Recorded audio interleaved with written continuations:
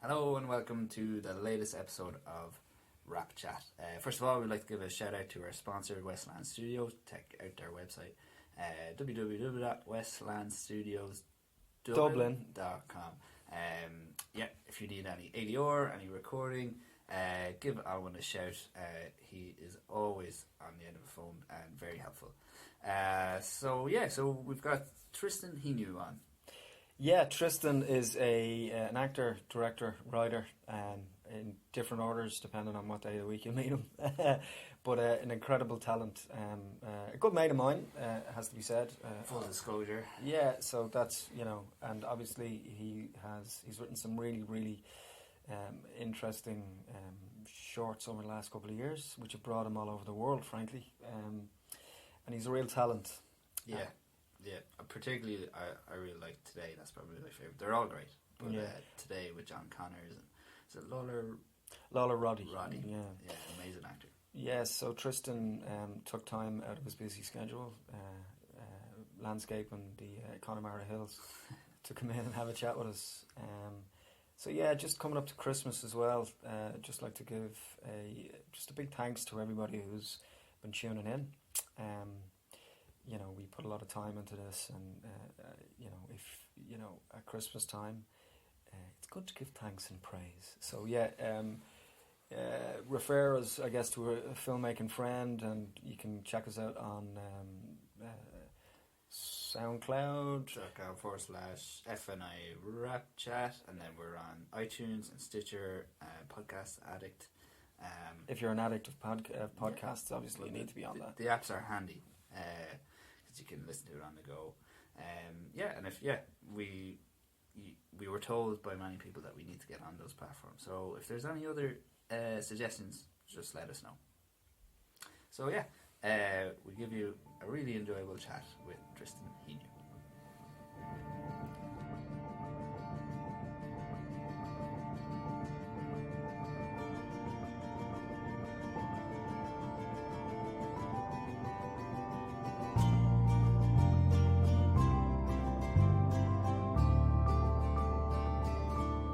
Everyone, and welcome back to another episode of the WrapChat as part of Film Network Ireland's podcast.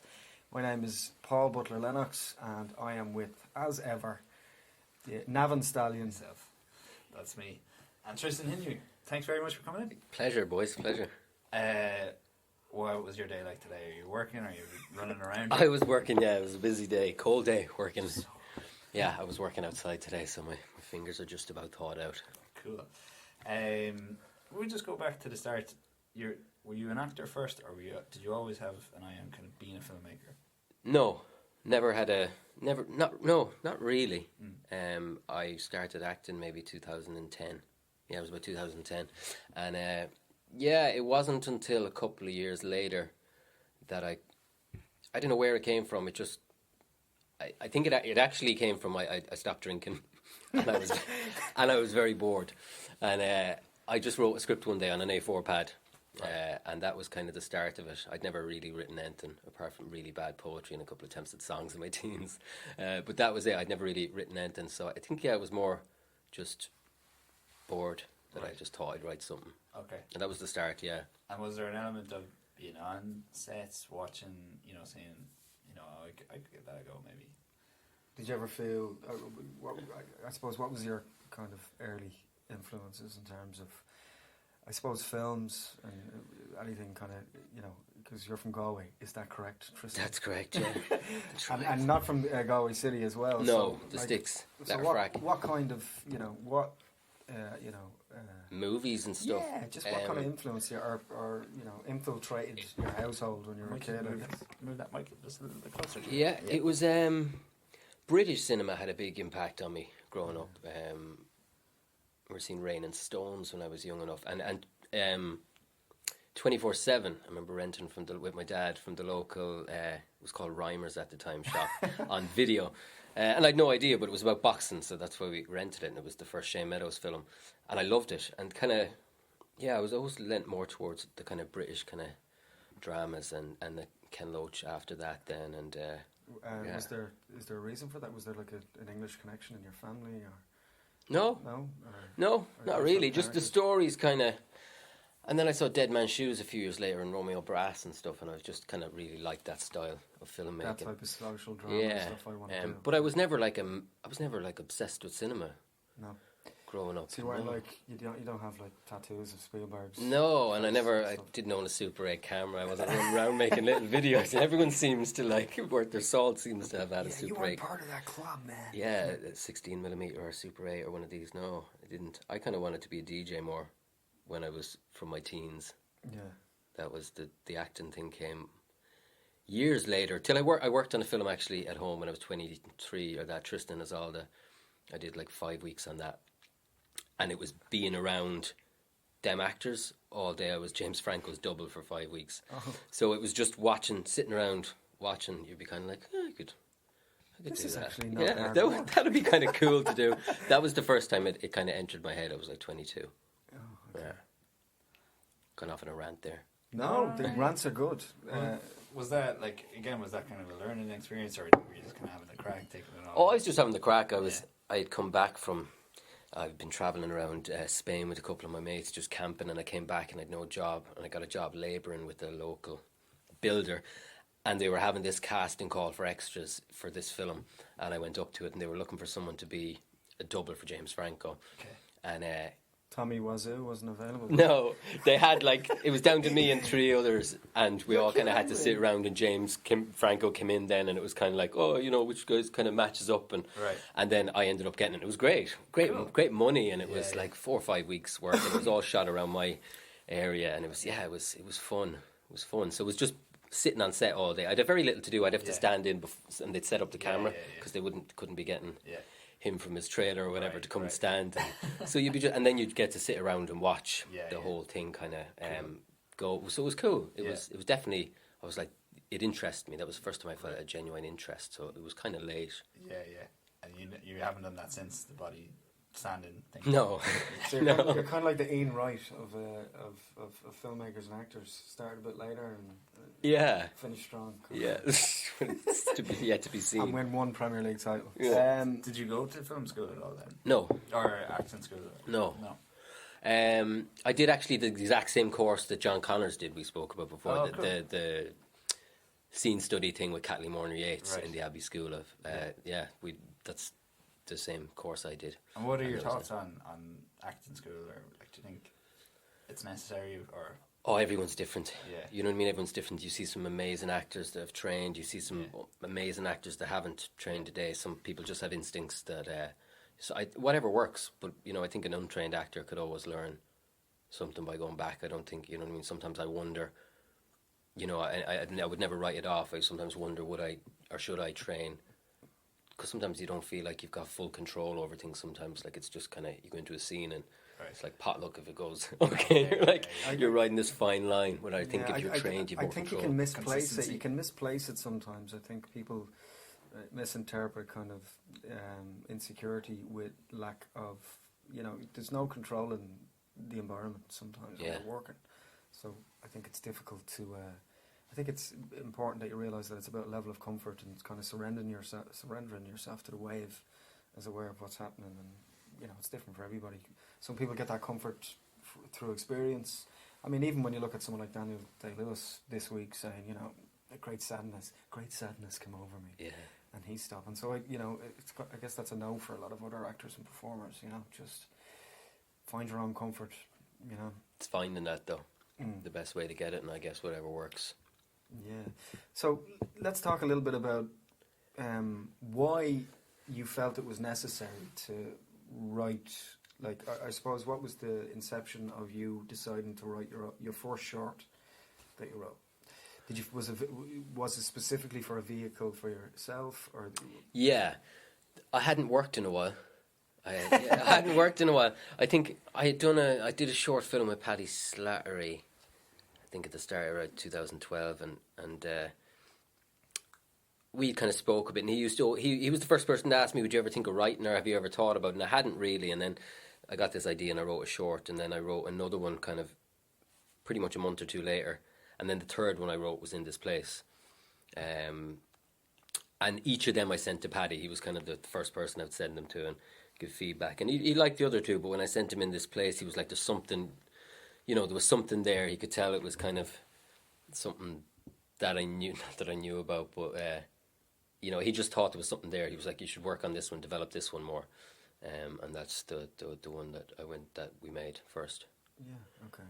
I mean, we should get Paddy on. Actually, yeah. For people who don't know, Paddy, maybe just explain how you got to start working together. Paddy, that was the first time I met him in 2012. We did a short together called Runner, and it came through a guy we both know, Christian Coty.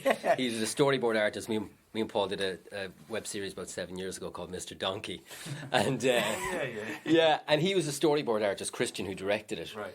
And he rang me one day and he goes, I've had this guy Paddy Slattery on the phone. He wants me to storyboard a short for me. He said, but I've just read the script. And he was like, all I could see was you.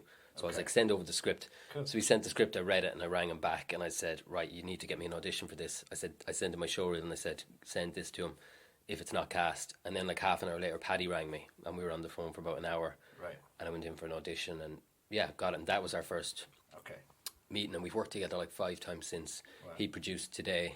Yeah. My second film. He co-produced Breaking the Clouds with me. We've done 2 more of his films, and and we've one kind of next year that we're doing. So it's been you're his feature. Is that you're working on that together? Maybe tell us a bit about that. Yeah, it's called The Broken Law of Attraction. It's kind of we've been it's been going a long time. We're kind of like but I played the lead role, Dave Connolly, in it, and we're hoping to get it up and running by kind of March, April next year. But it's a story of 2 brothers. My character is a guard, and his brother kind of comes back after being away for a while. Kind of the troublesome younger brother, and it's kind of how my loyalty to the law is tested when he comes back, and brings a lot of baggage with him. Okay. That should be next year. Cool. So then going back to the first one that you wrote, just tell us about the production and how it all came together. We did a funded campaign. We did a funded campaign for about, we looked for 3,000, and we got that, and we shot it in Connemara over three days. It was summer 2013. It was strange, shooting in my local area and in the pubs and stuff, and it was you've all your mates and stuff as extras in the bar. It was like 8 o'clock in the morning in a shut-down bar with the windows blacked out, and all your mates come hungover from the night before, and it's like they just open a tab, and everyone's kind of like, the extras shouldn't be drinking, and the next thing is like 12 o'clock, and you forget you're doing a film. You think you're in the, you think it's nighttime, it was a great. Looking back, it was a great experience. It was, it wasn't plain sailing, but we didn't have to do any reshoots, and we were about 9 months editing it, and then we premiered at the Fleadh in 2014. So, and it did really well. Did really well, kind of considering we got to Cork and got to travel a bit with it, and for a first film, people really kind of responded to it, and a lot of people kind of connected with it. How important is your own support structure in terms of your friends and family in these projects? I mean, I think they kind of go above, from what I know of you. The first one I kind of did on my own. I kind of had this thing in my head where I didn't really want anyone to know that I was doing it, or that I had written it, or I don't know, because of what was involved in it.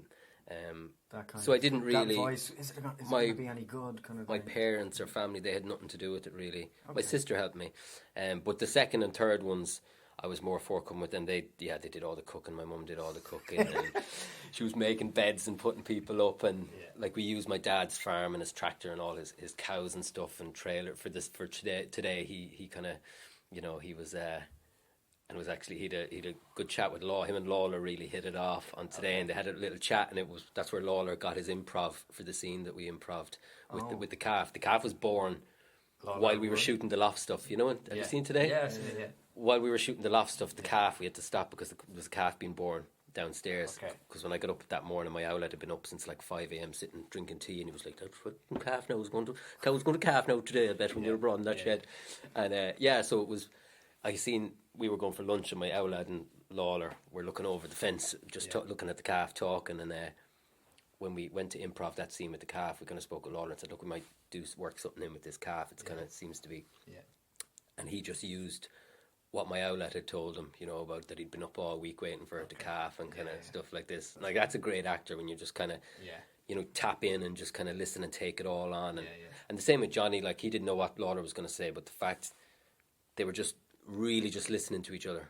Like 100% just listening to each other. There was no like waiting for their turn. It was just, and the responses, like, it was such a great scene. They just, one of my favourite scenes, and they just, the two of them just, you know, went with it. And like your three shorts, basically, kind of look at it like the Connemara trilogy. Yeah. I mean, part of it, like, you know, you're able to pull in those favours, but you're very lucky to be from somewhere so beautiful. But your stories, you seem to be interested in telling rural stories, or is that just by accident, or is that by design? No, I think...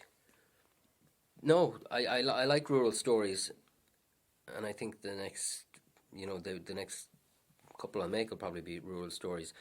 I don't know. There's just, I find there can be great drama and great stories just in the everyday, and the you know, the films I love don't really have a hell of a lot going on in them. Sometimes they can be very simple, kind of human stories of I don't know. I guess there's a lot of struggle in my films as well. There's like, you know, I don't know. The kind of the smaller percentage interests me. You know, the kind of the people on the margins, the small kind of stories, kind of interest me. I don't know why, and I think it's like I don't think I set out to make a film on either of them topics. Right. You know, either something happened, or something I saw, or something kind of a story someone told me, and it was like, oh shit, and it sticks with you, you know. Yeah. But I didn't set out to go, I'm going to write a story about, you know, postnatal depression. It wasn't like that. Yeah. Do you have a process when you write? Is there a specific way you work? Do you sit down and bang it out until, or, you know, bang those keys until something comes out? Or I don't sit down until I kind of have, if I have a really strong sense of a couple of scenes, I'll write them.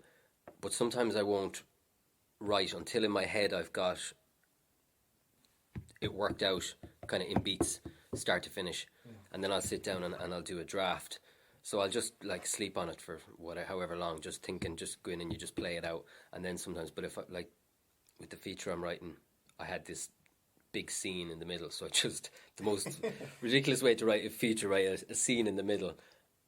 And then I had my ending, so I wrote the ending, and then I wrote the start, and then I kind of stuck it together. And when Paddy rang, he said you could feel the joins in it, you know, and so it's just smoothing them out. But if I have a strong scene or characters or a situation, I'll write them. But sometimes, like with today, I didn't write it till I had the start, middle, and end, and the same with the Break in the Clouds. You kind of wrote it in a. Did it come quite naturally second time round, or were you know, which for today? Writing, that was one draft. Just that was it. Yeah, that was one draft. Yeah, it was like and it's naive. You know what I mean? It's naive because that's what I have a tendency to do, is write it once and think it's finished. You know, and I think everyone does that. You know, they write and they're like, it's done. You're like, you send it off in an email and you're like, oh, read this, and then the next day you're like, oh, Jesus Christ, what did I send that for? But I guess with today I sent it out, and the people I sent it to were like, we love it. Yeah, it's, you know. Paddy was like, it's ready to do, and then we sent it to Lawler and John, and they loved it, so I was like, okay. And again, was it self-financed kind of thing? Yeah, Paddy financed today. Okay. Yeah, Paddy financed today, and we co-financed A Break in the Clouds with Short Screen. Actually screened the two films today and in this place. Okay. So I just put the money I got from Short Screen. So co-funded by RTE, you could say, in a roundabout way. It was like, you know, this is money I wouldn't have. It came from film, so I hadn't done anything, so it was like, right, I need to pull the finger out. Cool. And today did particularly well for you, right? Yeah, it did. Yeah, we won the best debut drama at Galway, which was a shock. It was a shock, but it was great. Yeah, it was great, and we picked up another couple of awards. But yeah, and the same. A lot of people didn't like it, but then I think the people who liked it really liked it, and they really got it. Yeah. And then I guess some people again thought it was a bit hard or a bit kind of, you know, I don't know. But it's not everyone's cup of tea. These films aren't you know, they're not everyone's cup of tea. And but the thing is, we had a screening down in the college in Letterfrack. And a guy came up to me and John afterwards, and we were nearly he came up, and his friend had committed suicide about a month or two earlier, Right. and he was just in tears to us, just telling us, how much he loved it and that. And he went off, and John just turned and he said, "That's why you fucking make films," Yeah, And it was so true. It was, yeah. little things like that, Yeah. where is kind of, that makes making a film like that worthwhile, not, because it isn't going to be everyone's cup of tea, and I don't think you can never please anyone, so you're kind of, you make films that you think you're happy with and hope you're not, And you got brought over to New York for that one. Yeah, we were on the same flight, weren't we? Yeah. Yes. Yeah, that was good crack over the Terrace. I think it was John Connor's first time in New York. He was like a kid. Yeah, and he was raging as well because he was sick. He was on tablets. Oh, Yeah. He bad out those. He was. I was delighted though because it meant he had to behave himself. Because we stayed like. Did you stay on extra? Or did you go? We were just there for 4 or 5 days, I think. Yeah, I think we stayed for 6, and we rented an Airbnb in Williamsburg, and so he was like on his best behaviour. I was delighted. Yeah. Chasing around after him. Bell's palsy or something. Oh, so no. he couldn't drink. Yeah. And the pictures from it are funny. He had to angle his face one way. That was good old crack, the Crack Fest, yeah. So this brings us, I suppose, nicely to your most recent short, Breaking the Clouds. How did that break ground? Or how did that happen? Or why did that happen? It came when I visited a friend who just had a baby. The baby was maybe only a few weeks or a month old at the time. And I remember just how nervous he looked and kind of how just on edge and stressed. And I remember sitting there and I actually started to get really anxious. I started thought I was going to have a panic attack looking at him, and I was thinking just that the gravity, I suppose, of the thought of it. And another friend of mine had been really struggling as well, started taking panic attacks. He'd never had them before, and a couple of people I knew were really struggling, and that kind of stuck with me. I remember thinking, how would you deal with something like that, do you think? If, and I didn't think quite well, obviously, but that's kind of where it came from. That's where the idea came from, and that kind of I had an idea of it, and then it just stuck around for a year, until and then I just wrote a draft of it, and then I parked it for another. I actually sent it to a funding thing, and it didn't get shortlisted, so then I just kind of left it aside, and then I met Gemma Leah through Paddy, through the feature, and he was like, "Oh, you should send it to her for a read," and I sent it to her, and she liked it, and we just started working on it again, and that's kind of how it came about. But it was about 2 years. Okay. It was about 10 drafts or something, Right. which I wasn't used. Okay. Just Okay. And directing second time around, did you feel more comfortable this time, or? Yeah, I loved it because it was. I think the DP I had was just he was incredible, Right. Nari, and I had seen his stuff before, and we kind of chatted about doing something, and I just asked him. I said, "Look, I've got a low budget, not thinking, he was up for it, and we kind of met up, and I think everything after we met up and we went down to Connemara, and we went around all the locations and kind of spent a whole day, and we were just so on the same page, and he was just like, "You'll have to trust me." Did you bring him into that early house, the one that with the blacked out windows at 8 o'clock in the morning? No. He and I guess we just, once we had all our shot list down, and he was just incredible. He just made it. We were just and we, even though we had our shot list on the day, there was still a lot of we were like, right, this might be more interesting, or what do you think of it? And it was very kind of, we changed up quite a few things, but just the whole experience, that made it easier for me, just having, I didn't have to worry when I was on camera and stuff, and I knew I could just ask him, was it okay with you? And I knew that the scene felt okay, and if he was happy, I was happy. Made it easy. What about directing yourself? What was that like? I didn't really think about it. Or were you just kind of on autopilot?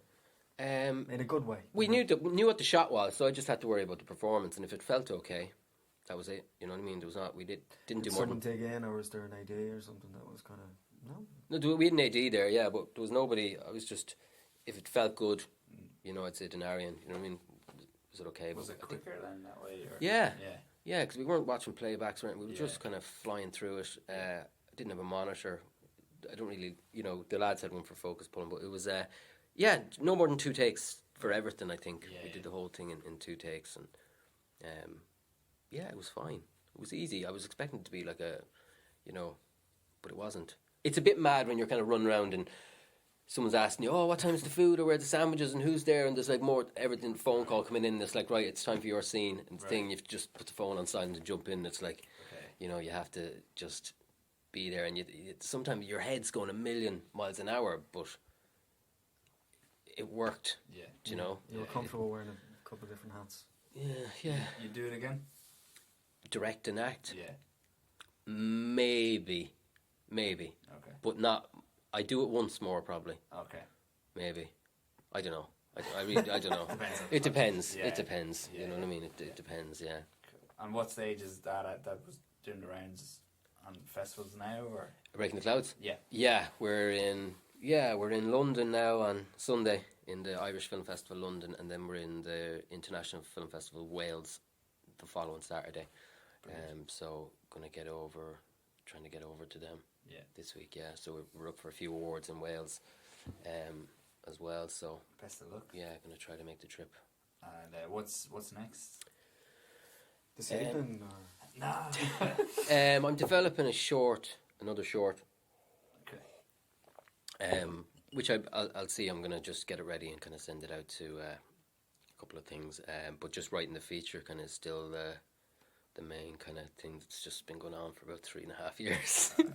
Just like every now and again you get the burst of kind of thing and you're like, oh, and then you just put it away for another few months. But that's kind of the constant, thing that you talk about. It's like that fella says he's writing a book and it just goes on and on and on. Yeah. How about how important is it for creatives to, or even actors, to create their own opportunities in this country, do you feel? I think it's important. It's very important. If I hadn't made a short, you know what I mean? Like so much of my work that I've got over the last few years has come from in this place. Like Mark O'Connor saw in this place at Galway, same Kieran Craig saw it, Cardboard Gangsters and In View, that they came directly from them seeing the short. And lots of things, agent that I got, huge, because I think you can write something, you as an actor know your strengths, and if you can write something that really plays to your strengths, and get someone to make it, it's so easy to make stuff now. I think you have to. You don't have to. Some people get lucky, but I think if you're sitting at home and you've been twiddling your thumbs for 9 months and you haven't done anything and you're giving out that there's no decent scripts out there, or you know what I mean, which I was doing for long enough. You're like, look at your man getting that thing. I'm better than him. You do all this. You sit at home and you get bitter. So just write something.